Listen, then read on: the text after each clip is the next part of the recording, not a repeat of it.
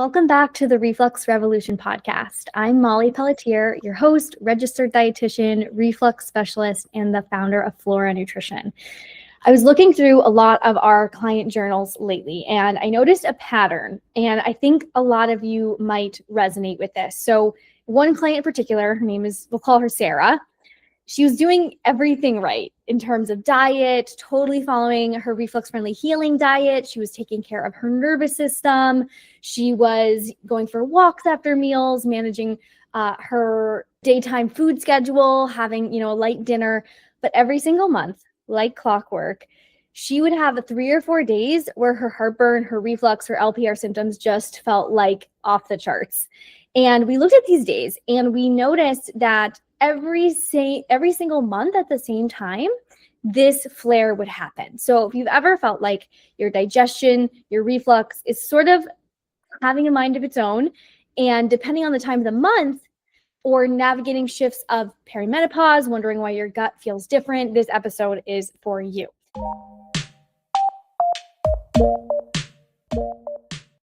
So we are diving into the gut hormone connection, and I'm so excited to be joined today by one of our incredible registered dietitians, Kimber.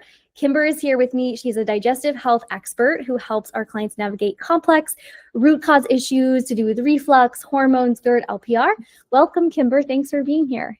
Thank you so much for having me. I feel like this is going to be such a great conversation that so many of our clients will really benefit from. Absolutely. Absolutely. So let's chat quickly about the menstrual cycle. We can start there. We hear this all the time in practice that the menstrual cycle with these shifts in hormones can be a reflux trigger.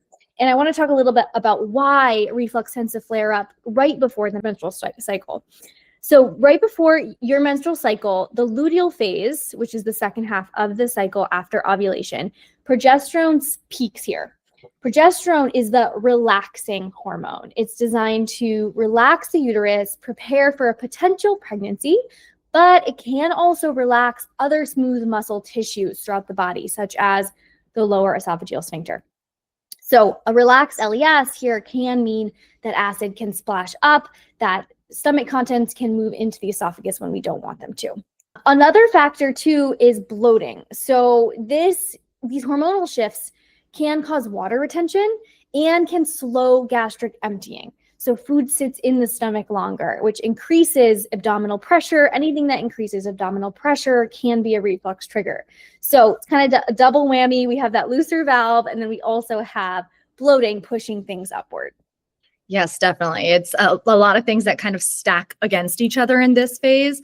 And then even in, the late luteal phase, kind of even before the menstrual phase really starts, we can also have a little bit of that heightened vagus nerve response. I mean, things change as far as hormones, stress, cortisol. And so that makes our tissue also a little bit more sensitive to the changes throughout our gut, throughout our motility.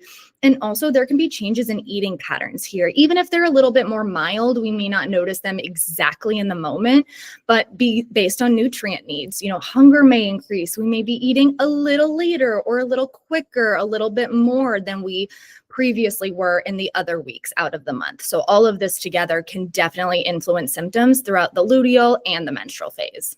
One thing I also see during the menstrual cycle, and also for those with maybe endometriosis, is just the use of NSAIDs. So if we're using a lot more Advil, ibuprofen during this time, that can really irritate things. Such a good point. Yeah, I hadn't even thought about like the external medications and things that are, great for anti-inflammatory if you need it, but also do give a little bit more irritation to the GI tract. Yeah, that's one of the first things I'll ask my clients with endometriosis is like, how often are you taking ibuprofen? And it's not that we never want to take it and are demonizing that. Sometimes we have to, but we do want to be careful and maybe chat with our doctor about like Tylenol or maybe a more gentle option for the stomach. So definitely. So yes, let's shift gears a little bit into perimenopause and menopause. So I feel like this is a time when women feel very betrayed by their bodies. They might have never had reflux before, and suddenly in their late 40s, 50s, now it's like a daily struggle. And I know I've had a lot of clients in this scenario. I know you have too. So what the science says is that estrogen helps maintain the integrity of our mucous membranes, including the esophageal lining, and collagen. So when estrogen drops, tissues can become thinner and more sensitive to acid damage. And we see this like all over the body, whether it's in the vaginal wall, we see it in the esophagus. So it's fascinating how this can happen, and it's frustrating, but I think knowledge is power here. Absolutely. And I think your point as far as, we see it everywhere in the body. And one of the things that I love so much about our intake forms for new clients that are coming through FLORA is that we probe a little bit deeper than just food, nutrition, and GI specifically. We ask a lot about joint pain, muscle spasms, things like that. So it really allows us to look a little bit deeper. And especially in perimenopause, you mentioned women feeling betrayed by their bodies. I think that's such a key point to think about here too, because during this phase, estrogen is a little bit more taking a roller coaster ride. It doesn't just drop and plummet in one moment. It goes up, down, around in circles, which also makes these symptoms really unpredictable. You may feel great for months on end and then have, a downward kind of turn and then feel that spiral kind of change as far as digestion goes. So true. So true.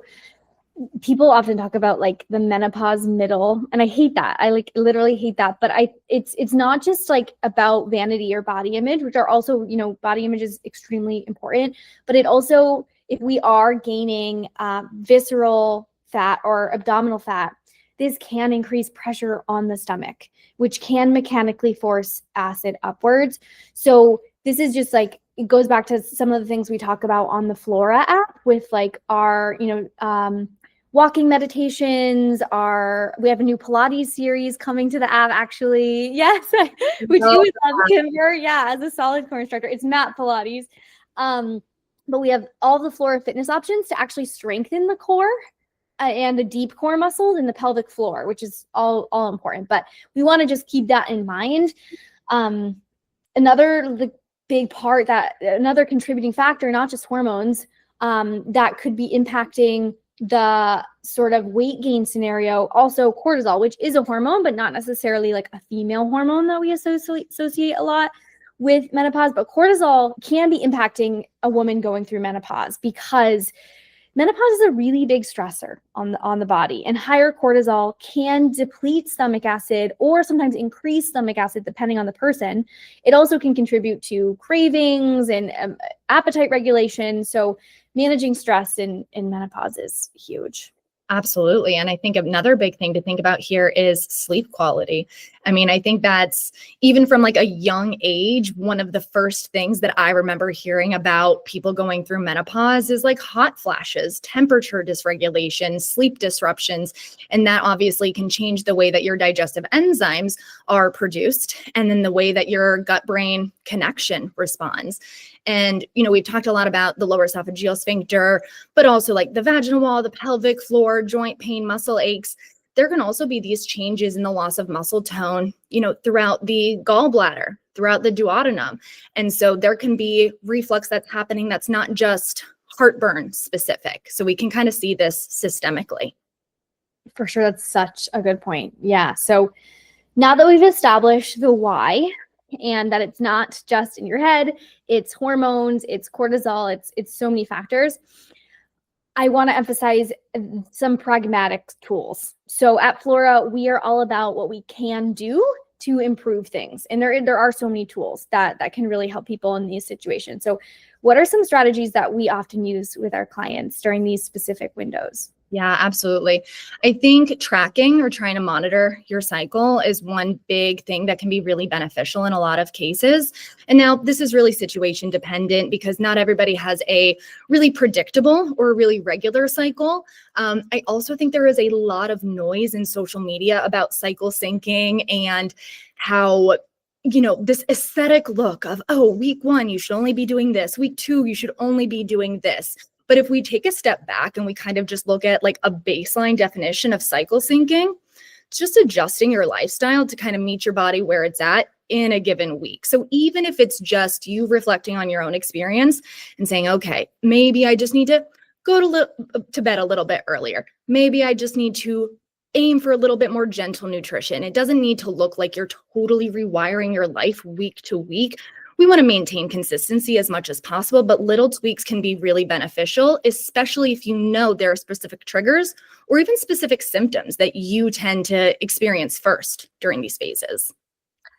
I love that. Like at a high level, it's just meeting your body where it is, knowing like the week before your cycle, you could be more tired and you might feel more stressed. So maybe we need to, have a little bit more boundaries and like saying no to things like on that week if you need to prioritize just rest and relaxation. So it can be really overwhelming. Like the idea of cycle syncing with like all these seeds and the way your workouts need to change, like I think that's not super evidence-based. Like there might be a little bit of research on that, and it's cool if you like doing it, but it's really, I think about, learning to take care of you in this body that you're in right now that might be changing, and also learning to take care of you in this phase of life. So, knowing that if digestion is feeling a little slower, there's ways we can support that with, supplements and things like that, but also it's okay to adjust to a little bit smaller, more frequent meals, making sure dinner isn't super heavy, making sure that we're focusing on fiber and hydration. Magnesium is also your best friend when it comes to constipation and hormone support. So that can be a really lovely tool, like a magnesium oxide or citrate to just keep things moving. If you're getting really constipated before your cycle, that could be really helpful. Yeah. And boosting your hydration, boosting your electrolytes so that you're also able to absorb the fluids that you're taking in. Because that's another thing we may see a lot is, I'm increasing my water and I'm using the bathroom more, but it's all clear. That likely means you're not retaining as much. So if we're able to find that happy balance, that's going to be the best thing to help smooth that digestion. Yeah, absolutely. And I've even noticed this pattern in myself. Like I can handle a big raw kale salad 3 weeks out of the month.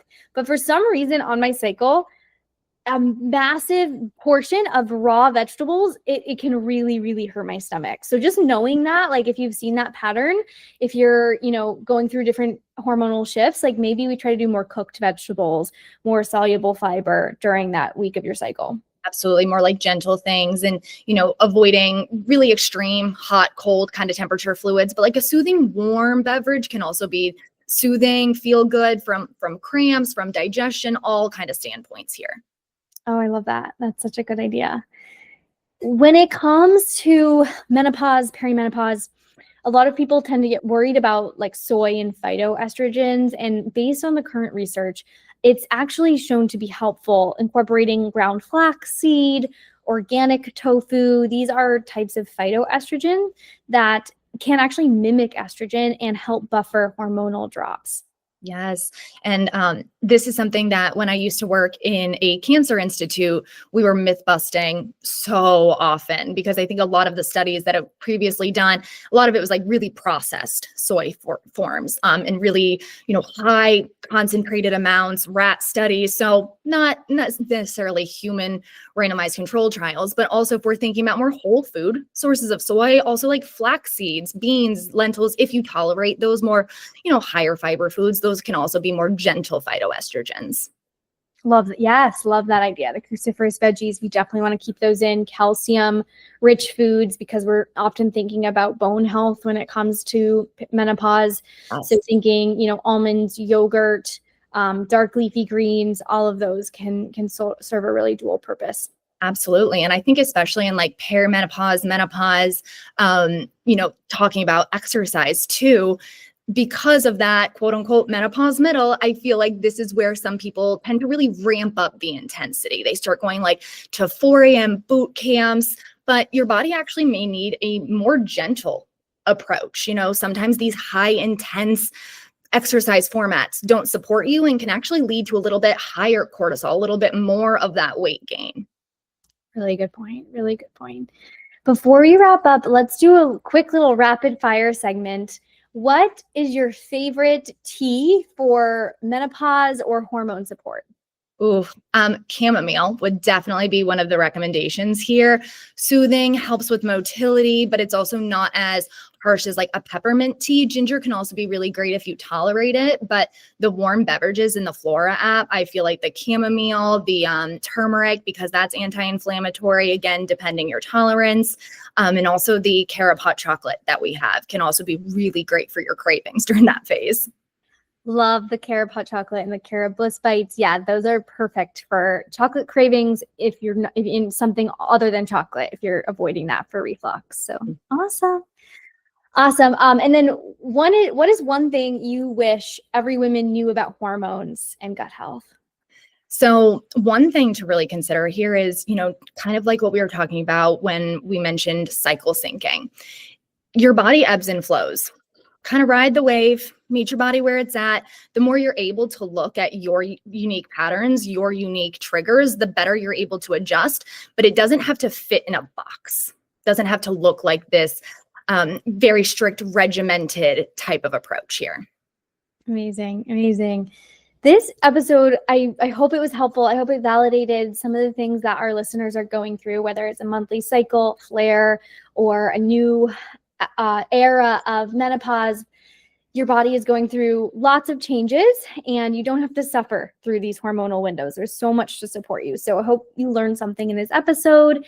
If you are new here, be sure to subscribe to the podcast, share with a friend who's also navigating reflux or hormonal changes. And if you're interested in getting more support and diving into your personal root causes, Kimber and the rest of the team at FLORA are currently accepting new one-on-one clients. And you can apply at www.flora-nutrition.com. Thanks for listening to the Reflux Revolution podcast. As always, listen to your body and we'll see you next time.